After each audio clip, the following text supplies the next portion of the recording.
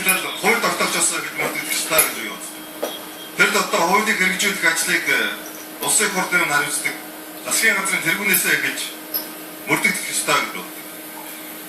Тендерийн хууль шилэн тендерийг ярьж байгаа алтан уурыг иргэн сайдаас бас эхлэх ёстой гэж боддог.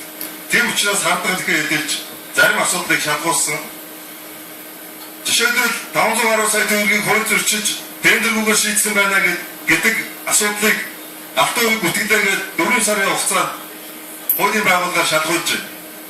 Хуулиар 2 сарын хугацаанд шалгаж шүүгэн шилжүүлэх ёстой. Өнөөдөр хүртэл шүүгэн шилжүүлж чадахгүй өнгөрсөн 7 хоног дахиад нэмэлт мөрдөө байцаалт буцаасан. Өөрөөр хэлбэл эргэн сайн жаргал битүүрийн асуудлыг гүтгсэн гэдгийг хуулийн байгууллага өнөөдөр хүртэл нотолж чадахгүй.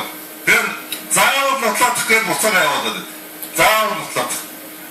Энэ бол үнэхээр одоо хуулиас хэтэрсэн ийм данхаарлууд чуулж байна гэж бодож байна. Хоёрдугаар өнгөрсөн 7 хоногт авиралтай тэмцэх газар бидний нэм шалгуулахаар өгсөн асуултад хариу өглөө.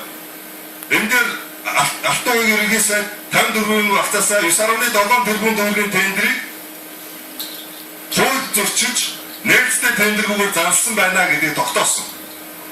Хоёрдугаар ерөнхий сайдын зөвлөх тэр тендерийг шалгаруулсан үнэлгээний орооны гишүүн нь өөрийнхөө найзын компанид энэ тендерийг өгсөн байна гэдгийг тогтоосон.